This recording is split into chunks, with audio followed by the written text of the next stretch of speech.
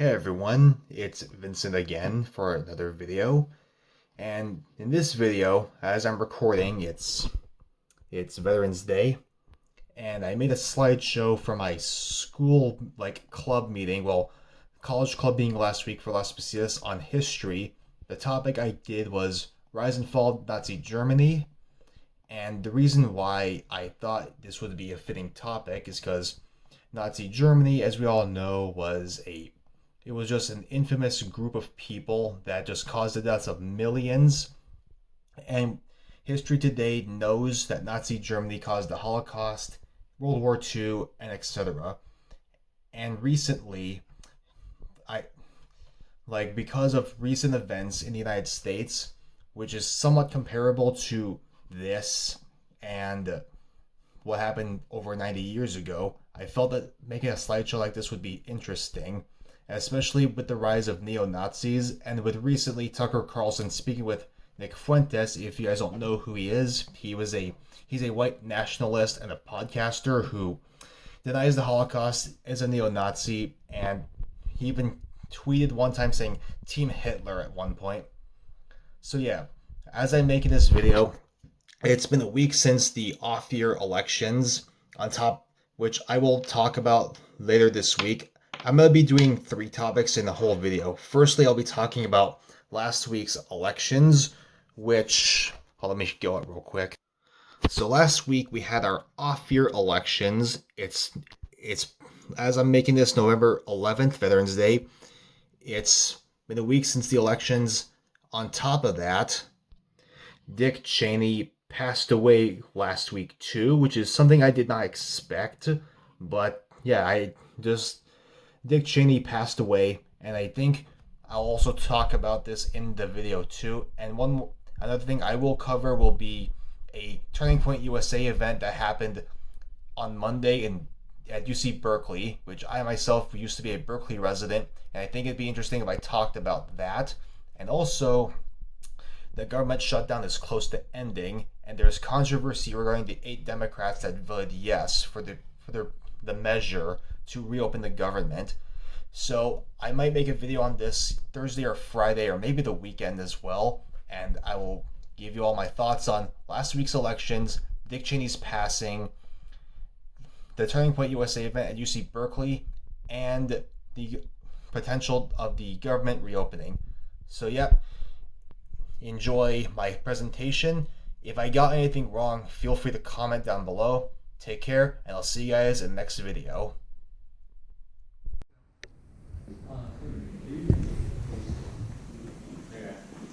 Can someone check if I'm in the frame right now? You can move the thing around. It's not. Oh, it's there. I'm in? Okay. Let's get everyone ready.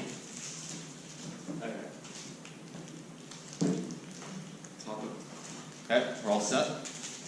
Alright, well, hi History Club. My name is Vincent Lagasse. Today, we're going to be discussing, behind me, the rise and fall of Nazi Germany, or the Third Reich. But first, we need to understand the background, which was their defeat in World War I. Germany and many other countries and the Central Powers, they lost the First World War, also known as the Great War, a war that killed over 40 million people. And after the loss, Germany and its military and economy was in shambles. During this time, in the 1920s, came the Treaty of Versailles, where members of the United States, France, and England meet in Versailles, France, to discuss a treaty to punish countries from the Central Powers, mostly Germany, what happened in World War I and their actions. And many Germans believed that the reason why Germany really lost was because Jewish soldiers who served in Germany, they believed that Germans, they were undefeated, but the Jews who served under their command, they deliberately lost the battles. This ultimately formed the Weimar Republic, which happened from 1919 to 1933. The main features of this country was a democratic constitution. This created the office of president, and established equal rights for all citizens. They also had universal suffrage, where Germans, men and women, aged 20 and above, they were able to vote in elections. And they also had proportional representation, where there was a system of elections where, regardless of what party you represented, you were elected and you would serve in the Reichstag. But the Weimar Republic also had its fair share of challenges, as the aforementioned Treaty of Versailles, where Germany still had to pay for its war debt as implemented by the Treaty of Versailles, which also caused hyperinflation. On top of that, political turmoil was a big issue too, because what happened was the democratic government, it was attacked on both sides, from the left and right, in the political aisle in Germany. And on top of that, until now, Germany never adopted a democratic system of government. Then we come to the rise of the National Socialist German Workers' Party, or the Nazi Party. In the early years, in 1919 to 1920, came the German Workers' Party after World War I, and that party was hostile towards the Weimar Republic. During that time, a German soldier named Adolf Hitler joined the party, and over time, he quickly rose to party leadership and transformed it into the far-right Nazi Party in 1920. The main ideology of this party was racism, anti-Semitism, totalitarianism, territorial expansion, and nationalism. During that time, 3 years later, we come to the Beer Hall Putsch between November 8th and 9th, 1923. On November 8th, Hitler, he gave a speech at a beer hall, and he declares that he is taking over the government, and he's going to try and take over Munich, Germany.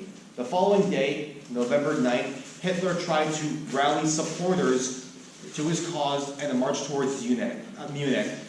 Ultimately, the coup fell apart, and Adolf Hitler was imprisoned and was sentenced to 5 years in prison for treason. During that time, between 1923 and 1924, Hitler was in prison. Behind me, that's his cell, and he had luxury. He received letters, gifts, and visitors as well. And he was also writing his autobiography, Mein Kampf, meaning My Struggle in English. Hitler would only get out of prison 9 months later. Mein Kampf, which is Hitler's book, the content of the book was he accused the Jewish people for their defeat in World War I as promoting the Aryan race across Germany, and he also expanded anti-Semitism, Lebensraum, and rejection of democracy as well. The book was published on July 15, 1925. The genre of the book was political manifesto and an autobiography. And the significance of the book is that it foreshadowed the Holocaust, a blueprint of Nazi policies, and a symbol of hate. Between 1925 and 1933, Adolf Hitler was once a nobody to a person thanks to his publication of Mein Kampf. He made popular speeches that resonated with the German people, and he positioned himself as the future of Germany. In 1932, during the German presidential elections, the political climate at the time was, in the 1930s, the German parliament of the Weimar Republic was collapsing, and the Nazis were getting support. The key candidates were German war hero and German president Paul von Hindenburg and Adolf Hitler. The outcome, President Hindenburg won, and Hitler got 37% of the vote. Following this, later in 1932, the Nazis were gaining more popularity in the Reichstag. In July of that same year, they won elections, again with 37% of the vote, and they became the largest party in Germany at that point. Eventually, after convincing, Hitler and the Nazis convinced President Hindenburg to appoint Hitler as Chancellor of Germany. And on January 30th, 1933, Adolf Hitler became the Chancellor of Germany. Between May and October 1933, the Nazis came up with an idea of book burnings. Their idea was to take action against the non-German spirit. The authors and ideas they targeted were works by Helen Keller, Ernest Hemingway, Sigmund Freud, Karl Marx, and Albert Einstein, and they rejected works that promoted democracy and socialism. And in Nazi propaganda, it promoted anti-intellectualism, anti-Semitism, racial nationalism, suppression of opposing ideologies, and intimidation and control. And the importance of that is a key effort of the Nazis to align Germany's arts and ideology in a policy known as Gliedwinstand. I probably said it wrong, but that's fine. Next. Between 1933 and beyond, the Nazis continued to gain more power and taking control of Germany.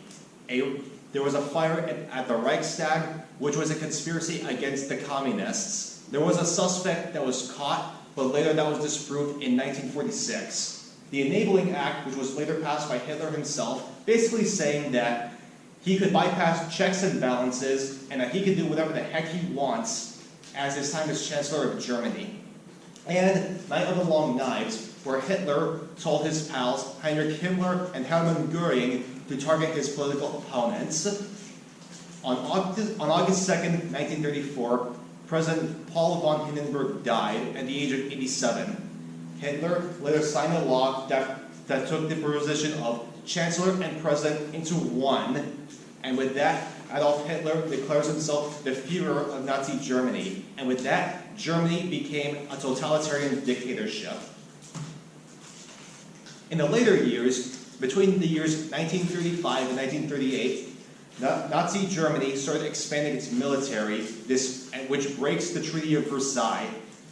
Nuremberg laws were passed, and the Nuremberg laws was a series of laws that stripped Jews of their rights and their freedoms, and territorial expansion by taking back the Saar regions, the Rhineland, and undoing the Treaty of Versailles. And now we're going to talk about its flag and its meanings. The red background for the flag, it was an idea of the social movement of the Nazi Party, and it was to appeal to workers and compete with communists and at rallies. The white circle, meaning that it was the national identity of the nationalist ideology of the Nazi Party. And finally, and most infamously, the black swastika. The black swastika represents the Aryan race and its mission to victory. Nazi propaganda. Behind me, this is examples of propaganda that they passed. What the propaganda talked about was they dehumanized Jews with grotesque cartoons and false accusations, glorifying Hitler as a god, and promoting the Aryan race, claiming that the Aryan race, which is whites, they believe that they are the superior race and that all other races are inferior. Behind me, on the left, is Joseph Goebbels, the Minister of Propaganda. On the right is Julius Streicher, the publisher of Der Stürmer, which is an anti-Semitic newspaper. In 1938, March 12, 1938, the Nazis expanded their territories. First, they start with Austria. They annexed Austria as part of a pan-Germanism to unite ethnic Germans together. The outcome was Germany successfully annexed Austria and expanded land for Germany. And the consequences was violence erupted, wartime mobilization became an all-time high, and the implementation of Nazi policies in Austria as well. And on September 30th, 1938, came the Munich Agreement, where Nazi Germany wanted to annex the Sudetenland, which is an area by Czechoslovakia. Leaders from France, like Neville Chamberlain and Eobard de Lieder, he's from France, they had to agree to Hitler's demands, and by that, Hitler gained more land for Nazi Germany in the Sudetenland. And this became an example for the Western powers being weak against Hitler and his demands for territorial expansion. Between November 9th and November 10th, 1938, came the Night of the Broken Glass, or Kristallnacht. Widespread violence happened on Jewish homes, businesses, and synagogues, which killed around 91 to 400 Jews. 30,000 Jews were arrested and sent to concentration camps like Dachau, Buchenwald, and I don't know how to say the last one, but if someone knows, feel free to tell me. And the consequences of this was, Sachsenhausen. thank you. The consequences was, it was a turning point for the Holocaust to take place, as violence and mass arrests represented the clear representation that the intent was to remove the Jews from German society.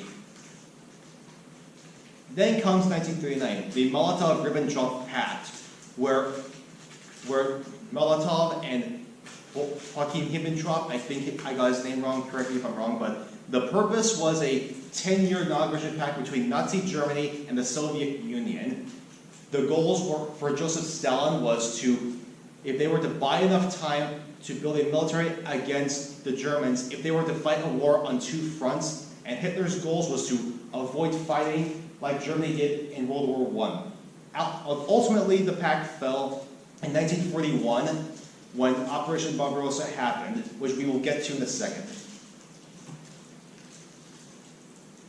On September 1st, 1939, Nazi Germany invaded Poland from the west. On September 17th, the Soviet Union invaded from the east as part of the Molotov-Ribbentrop Pact.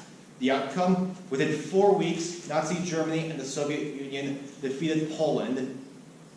And the consequences, England and France, they declared war on Germany, thus beginning World War II. And because of that, started the occupation of Germany, German occupation in Poland, and the implementation of... Implementation. Yeah, I'm sorry, I'm speaking too fast, but... Just yeah, big breath. Yeah, implementation of Nazi ideology in the occupied lands. For the remainder of 1939, Nazi Germany expanded its territories beyond German borders, which became part of the Greater German Empire. By then, in Poland, the Nazis implemented policies that required Jews to wear yellow stars to identify them easier and escalated anti-Semitism. The world was on edge at that point, as England, France, and other parts of the world wanted to see what was going to happen next between them and the Nazis. Now we go to 1940.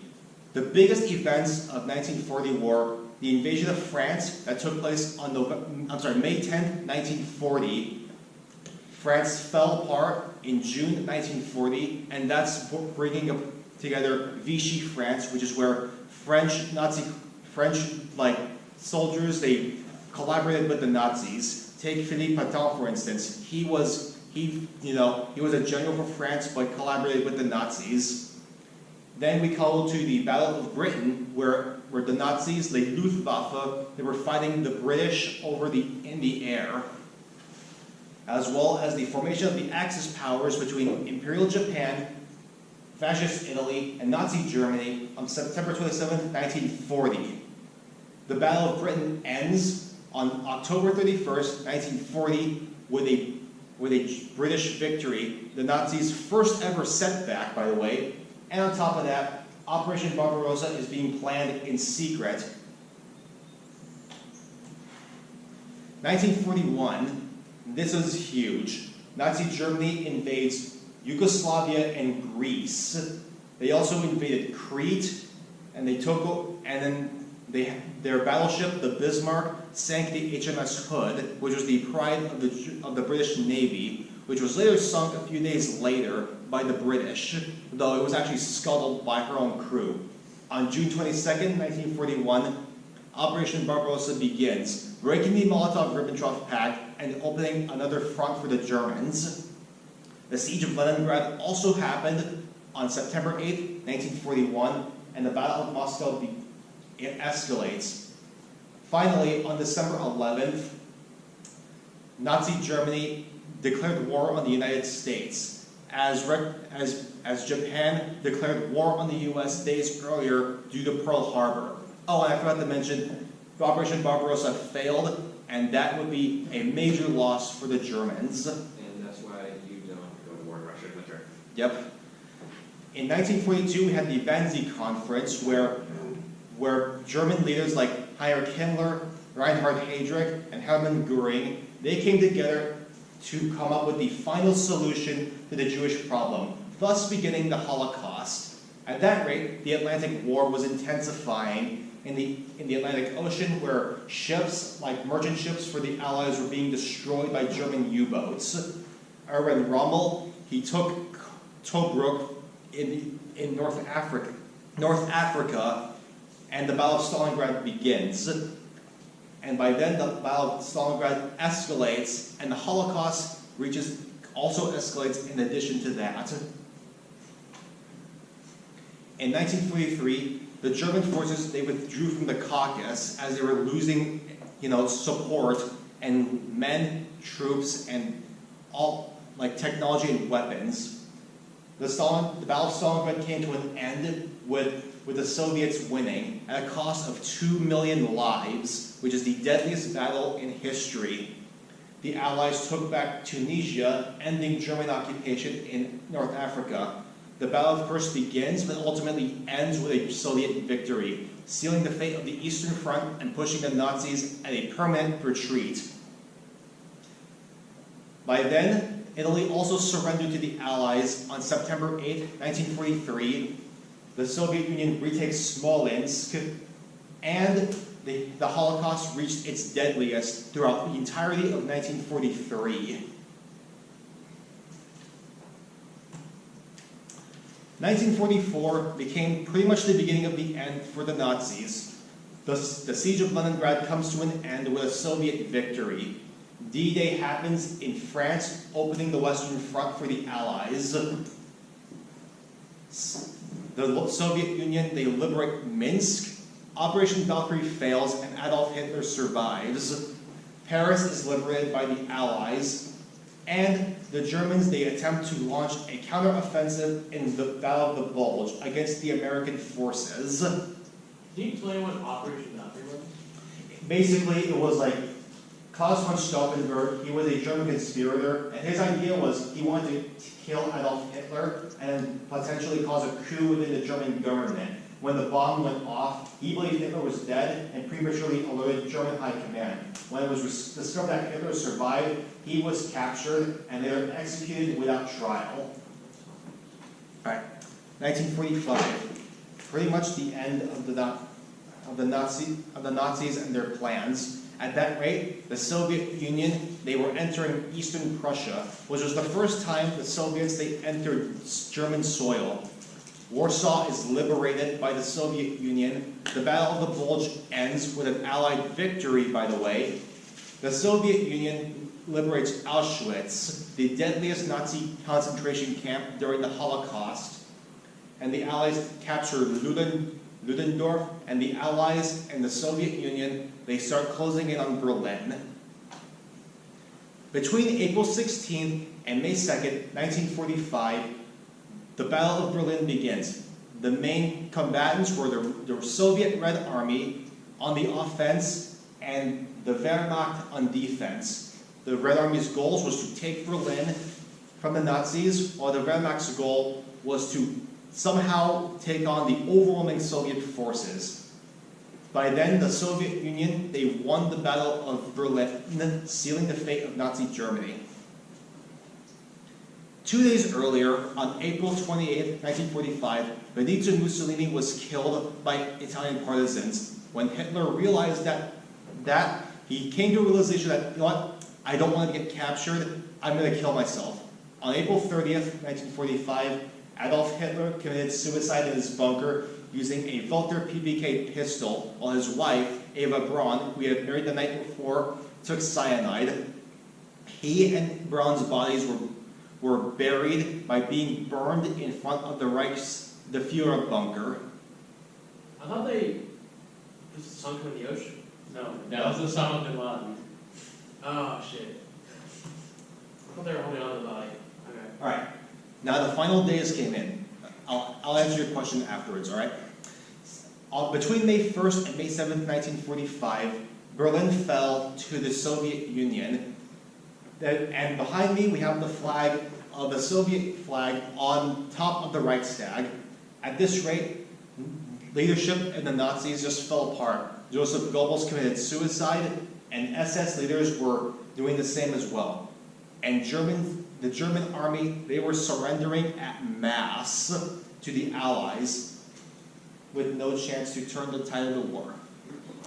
You're good, you're good.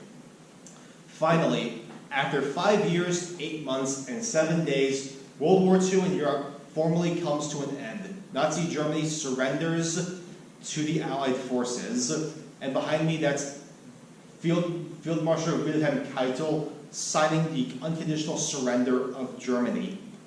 America, France, England, and the USSR divide Germany into 4 parts.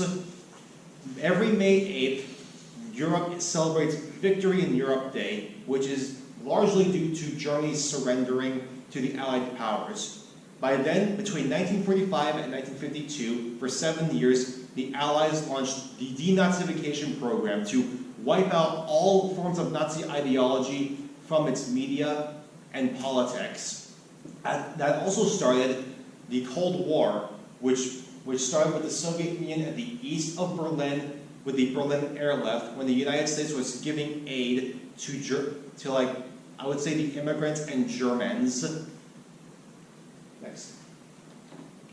Between 1945 and 1946 came the Nuremberg trials. The purpose of the trials was to hold Nazi officials accountable for their crimes for World War II.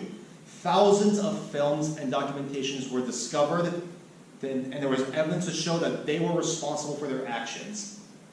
The key aspects was that most of the Nazi leadership was found guilty of their crimes, such as crimes against peace, crimes against humanity, and war crimes. And this shows that even individuals with power, they could be put on trial too. Behind me, I've listed all infamous Nazi figures who I'm going to name right here. We have Adolf Hitler, Führer of Nazi Germany; Julius Streicher, publisher of the anti-Semitic newspaper Der Stürmer; Arthur Seyss-Inquart, Governor General of occupied Netherlands; Hermann Göring, head of the Luftwaffe; Joseph Goebbels, Minister of Propaganda; Heinrich Himmler, head of the SS; Reinhard Heydrich, head of the RSHA, and known to be the Butcher of Prague and the Man of the Iron Heart; Albert Speer, the architect of the Third Reich; Adolf Eichmann, a key role in the RSHA as well by doing mass deportation of Jews; Joseph Mengele, the Auschwitz doctor and angel of death; Amon Gert, the butcher of Krakow in the Krakow concentration camp; Oskar Dillewanger, head of the Dillewanger Brigade; Wilhelm Keitel, de facto head of the German military; Martin Bormann, Party secretary; and lastly, Rudolf Haas, another doctor at Auschwitz. What a colorful cast of characters. Yeah. Germany today, after 50 years of division and the Cold War, Germany in 1990 became Germany once more thanks to German reunification, and that ended pretty much the Cold War by then. Germany now makes the Holocaust and their regime a must in their history books to make sure mistakes like this never happens again. And Germany bans all forms of Nazi symbols unless it is for educational purposes. Germany today is now an ally of NATO and no longer represents the ideology that it once embraced 90 years earlier. Legacy of Nazi Germany, 1946 and abroad. Today, the world widely remembers Nazi Germany, widely for the Holocaust, where 6 million Jews were killed, their horrific experiments, mass war crimes, and mass murder that was committed under the regime. After denazification, the Nuremberg trials, and Allied occupation, and the reunification of Germany, like I said earlier, Germany is now an ally of NATO, and today the Holocaust is a mandatory need for German education to acknowledge its past and make sure something like this doesn't happen again. And today, Nazi Germany is widely condemned as the Never Forget movement and the Never Again movement plays. Never Forget, representing the Holocaust. And books like The Rise and Fall of the Third Reich is documented based on Nazi Germany's rise and eventual fall from grace. And we are going to make sure that a regime like this never ever happens again, and we're not going to forget it. And that's it. Thank you all for listening.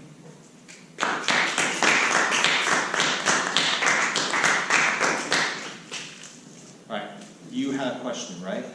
No, not a question, more like a statement. Yeah.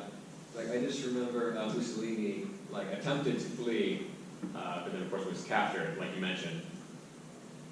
Yeah. And that's, something I thought was like kind of, interesting, because that just, like, I believe he like, tried to disguise himself as like, I don't know, like a Interpreter. yeah, some officer or something like that, yeah, lower rank. But then of course, they found out who, like, some partisans found who he was, and then he was put on trial. And then also, like, a lot of, like, SS figures and just Nazi officials, I, like, remember, like, them fleeing to, like, South America and other places in the world. Like Yeah. that one dude that is like 130 years old that people thought was Hitler. Yeah, Adolf Eichmann, he was one of them. What a colorful cast. Like, look at this.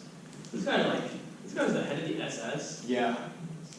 So it's like a He's a good drunken dad you see at the bar in like Alabama. Look at this guy.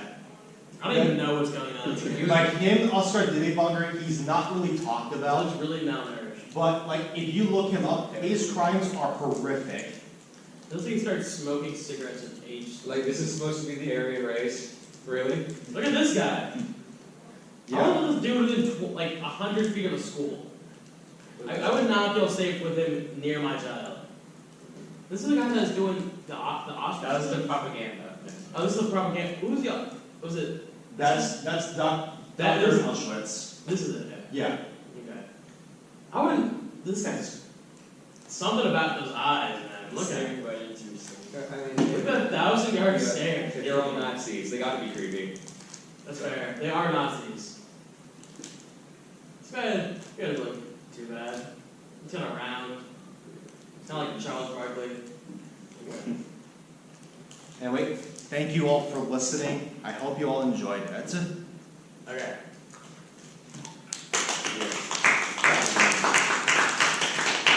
Thank you, Vincent, for presenting. Yep. Would anyone like to present for our next meeting?